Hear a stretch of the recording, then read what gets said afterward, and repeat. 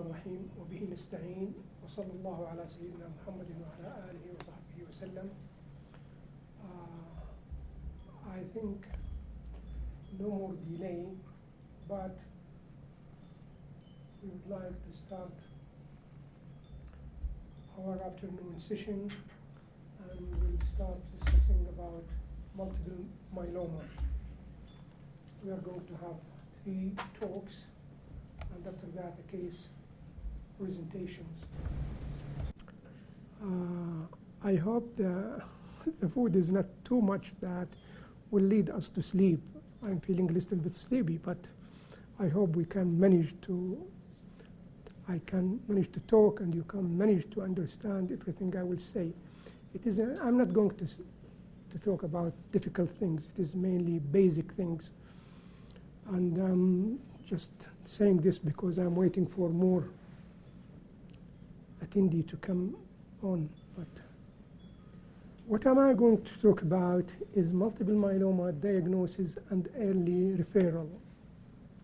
Early referral is very important, and I'm here inviting everybody, if you please, anytime you have multiple myeloma patient, 70 years and younger, eligible for transplantation, just refer him to the hospital. If you cannot refer him, just to provide the patient with a medical report and ask him to come to our office, acceptance office, and directly we shall accept them. We are inviting everybody to send us some patient with a referral or just to send the patient with his referral. We shall accept them directly. So I think we mentioned about that. And early referral, part of my talk about early referral, it is very good when you don't have availability of medications and management of multiple myeloma. It is better to refer the patient as early as possible. And during my talk, I'm going to talk about certain issues in which we are facing when we are seeing referred patient from other centers. Multiple myeloma is a very interesting disease, really. It is a B-cell malignancy characterized by clonal proliferation of plasma cells which produce monoclonal immunoglobulin, and that can cause the whole issue about multiple myeloma. It is not uncommon disease because it accounts for 1.8 of all malignancies. And in particular about hematological malignancy, it accounts for about 17%. And regarding the incidence, it differs from Caucasian to the African American or African people. In Caucasian, it is 4 to 5 per 100,000 per year, while among African Americans, it is double that number, 8 to 10 per 100,000 per year. In Saudi Arabia, according to our National Cancer Registry, they are telling me that it is 1.3. This does not mean that we are having less number of patients comparing to others. Because if you look to all literature all over the globe, a part of African people, they do have double incidence, but worldwide, almost myeloma present in everywhere with more or less the same incidence. As per our tumor registry, from 1997 to 2014, we received 374 patients referred multiple myeloma patient for autologous stem cell transplantation. The median age of multiple myeloma in general is about 69 to 70 years. Even though there are excellent advances in the management and in the pathophysiology of multiple myeloma, still the disease so far is an incurable disease. It is really a devastating malignancy. Most patients will relapse and few, if any, will be cured. And even if we are talking about a cure, this is a practical cure. For example, that those patients undergoing transplantation, some of them might be 20 to 20% of them, they can live more than 10 years. And this has been approved even in our study or European-wide studies. Survival increasing, but a cure has not been realized so far. To start with, it is an old disease, actually. This is the first recognized case of multiple myeloma. And Sarah Newerby, in 1844, presented to the medical service with fissures of with fractures of femurs and right humerus. She was hospitalized for treatment, and guess what's the treatment at that time? The treatment consisted of an infusion of orange peel and some herbal medications. But the good thing that some opiates were available at that time and could be given at that time for pain. Finally, she died with her disease. If we shall think about who is the first doctor who described the multiple myeloma patient exactly, this is him, Dr. Kohler disease. And Kohler, this is now, sometimes we are calling this multiple myeloma Kohler's disease, because he is the first one, actually, he is from Czech Republic from 1849 to 1893. Regarding the risk factors, we have to think about this, because the causes of multiple myeloma, so far it is unknown. Radiation therapy has been incriminated, and also as well as viral infection, and so forth, and so on and so forth. But so far, there is no real cause of multiple myeloma has been defined.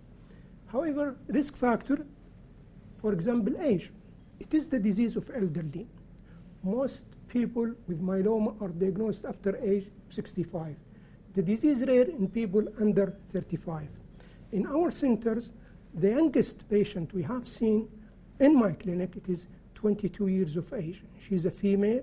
She presented, I think, 2002 to our hospital, underwent induction at that time with VAT chemotherapy, with VAT combination chemotherapy, and underwent double transplantation because at that time we thought she's young and imagine. So far, alhamdulillah, she's alive. But 2 years ago, she came to the clinic unhappy because she heard about ova or ovary tissues cryopreservation. And she told, doctor, I am married now, but I don't have children. I told, you have to say, alhamdulillah wa shukrullah, you're diagnosed with multiple myeloma, and now you are living more than 14, 15 years. And however, she is still living, and mashallah, tabarakallah. Race is important, as we explained before. People of black ethnicity are at high risk, almost double risk. And from this, I remember our professor, when I was in the medical school, he was an orthopedic surgeon. Allah yarhamu, he passed away affected by multiple myeloma. He lived around 3 years only. At that time, there was no novel agents. Being a man is a little bit more than female. History of monoclonal gammopathy of undetermined significance. In the past, we were thinking that this is not important for the multiple myeloma, but has been recognized that every patient diagnosed with multiple myeloma, this is the start. Monoclonal gammopathy of undetermined significance. In the past, it was called benign monoclonal gammopathy. But Professor Kyle from the United States, from Mayo Clinic actually, he looked at last 35 years when he started looking after this entity, and he found that the name is not right. It is not benign. Why?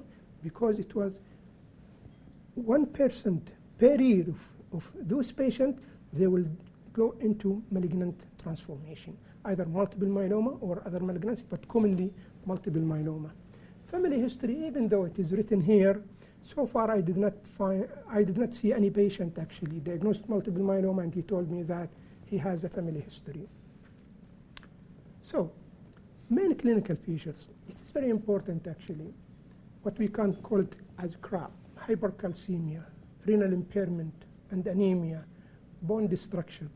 And I'm actually, when I'm lecturing to the students, medical students, I'm telling them that please, when you are in your clinic looking after a patient or a new patient, please be careful about any patient presenting with middle age or elderly, having history of recurrent infection, has renal impairment, or unexplained anemia or back pain, multiple myeloma should be in your list of differential diagnosis. And this is very important, actually. Because I'm mentioning this why? Because one time we have a referral. He's a patient diagnosed with multiple myeloma. But do you know how many months it took from that man to be diagnosed multiple myeloma?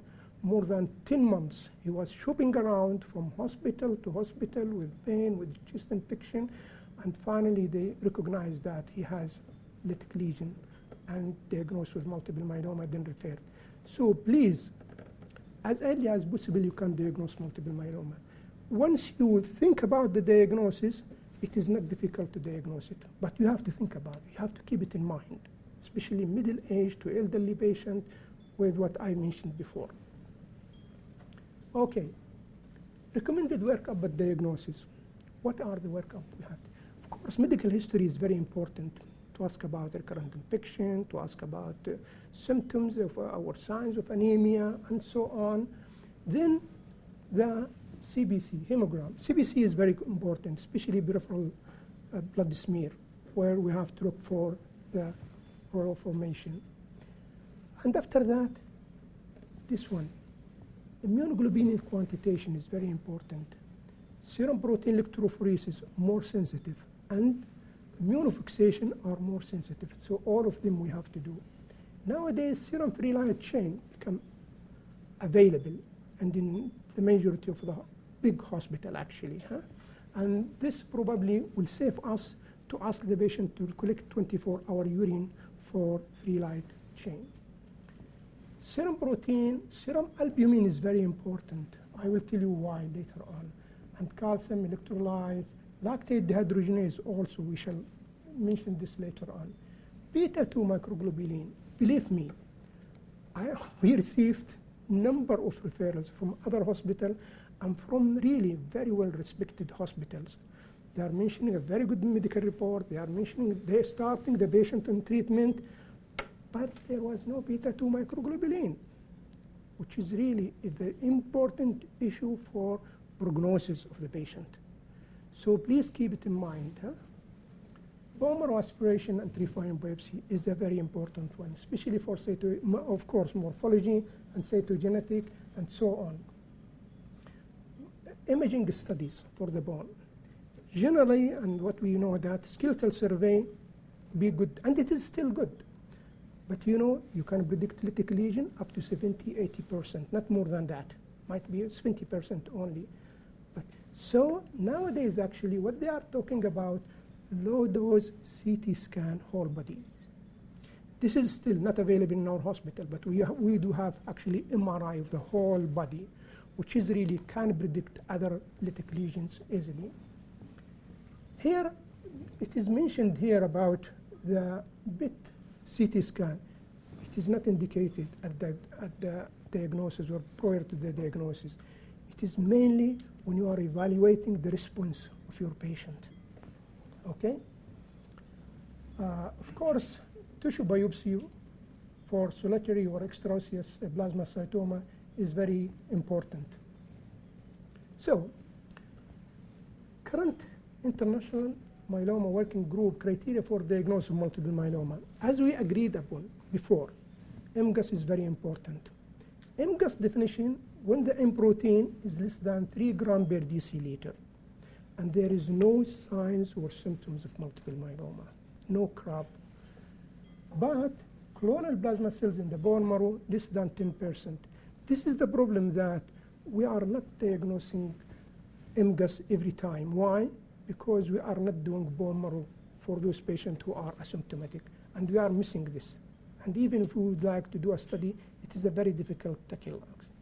So the intermediate stage between the MGUS and the multiple myeloma, something called, as you know, smoldering multiple myeloma. When the M protein increasing from less than 3 grams to equal or more than 3 grams per deciliter, or in the urine, more 500 milligrams per 24 hours. Not only that, but still the bone marrow is important because we are looking for the clonal plasma cells in the bone marrow and should be equal or more than 10% up to 60%. Still, this entity sharing MGUS, that no symptoms, no signs of multiple myeloma, no CRAB. If the patient progress to multiple myeloma, we shall find that there is a plasma proliferative disorder and one or more myeloma defining events, which is a CRAB criteria, one of them.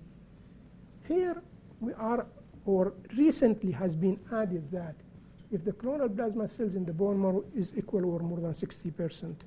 Nowadays, even if the patient is asymptomatic, we have to start treatment because this is by definition this is multiple myeloma. Serum free light chain ratio more than or equal than 100, and more than one MRI focal lesions in the MRI. So this is the diagnosis of multiple myeloma, and I will elaborate on it later on. So when we are thinking about MGUS, Professor Kine in his study, he was quite right, and they said that the progression from the MGUS to malignant disorder, including commonly multiple myeloma, is 1% per year.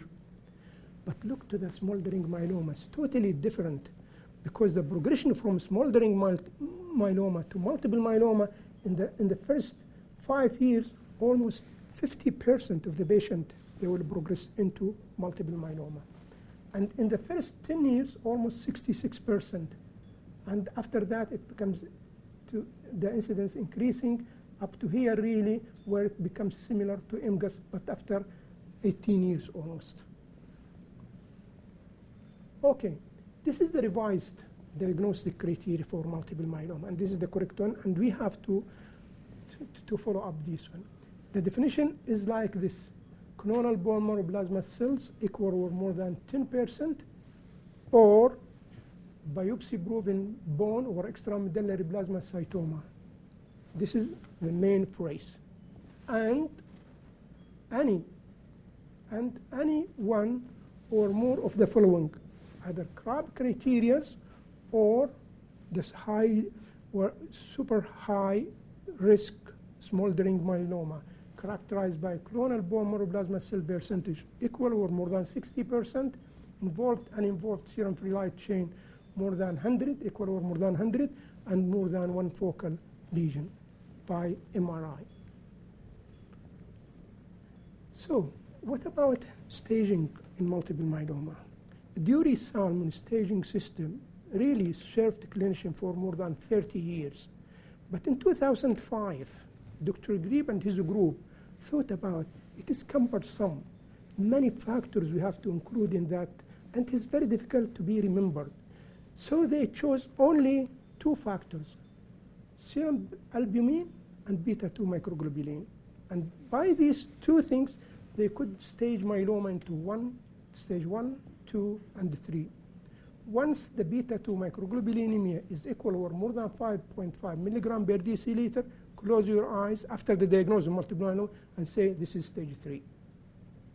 If it's both normal, stage 1. In between, stage 2. But later on, by the progression of the management of multiple myeloma, cytogenetic was found to be very important. And there are actually some poor prognostic factor in the cytogenetic analysis. So revised international staging system defined as stage 1, 2, 3 on that stage 1 and normal LDH or no high-risk cytogenetic factors. Stage 3 again, when it is really IS international staging system stage 3 and serum LDH or with one of the high-risk cytogenetic factors like translocation 4 to 14, 14 to 16, deletions 17. Even though sometimes translocation 4 to 14 alone, it becomes an intermediate, and I am going to explain later on that. So when we are saying that patient has stage 1 or 2 or 3, is it important? Yes, it's important because we can predict the prognosis of those patients. For example, this is really stage 1. So the median overall survival not reached. Okay, stage 2 almost 83 months. And the stage 3, 43%. More explanation for that really by this slide. 5 years overall survival rate of stage 1, 82% of the patient. Stage 2, 62%. And stage 3, 40%. So it is important staging system in multiple myeloma. So those patients with high-risk myeloma, we have to think carefully at the start of the treatment because they need actually a different line or plan of treatment. So this is MSMART, classification of active myeloma. I told you to elaborate more about cytogenetic analysis, and this is according to Mayo Clinic criteria. They are actually classifying cytogenetic abnormality in multiple myeloma into standard risk, intermediate risk, and high risk. Standard risk, trisomies, translocation 11 to 14 and 6 to 14. And intermediate risk, here you see translocation 4 to 14 and 1 gain. And high risk, really, when there is deletion 17p, is a high risk patient. And translocation 14 to 16 and translocation 14 to 20. Gene expression profile is very important, but unfortunately, it cannot be done in every center. So having we mentioned that, it is very important to mention about the response criteria. I will not go through all of them, but I would like to just to elaborate on only complete remission. What does mean by complete remission after treatment of multiple myeloma? Just remember it, and after that you can build up and to find stringent complete remission and other. Negative immunofixation on the serum and urine and disappearance of any soft tissue plasmacytomas and less than 5% plasma cells in the bone marrow. This is complete remission. Others, I think you can read them there. So treatment, I will leave this actually for our friend Dr. Amr Hanbali. He will speak about the treatment of multiple myeloma. So minimal residual disease. Nowadays, it is a new really criteria to find out whether are we treating our patient in the right way and what is the outcome of the treatment. It is not yet really defined exactly, but it is a new thing coming up in the management of multiple myeloma, either by next generation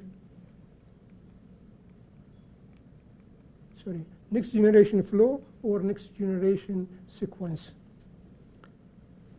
And at the end, thank you very much, and I hope that I did not talk too much.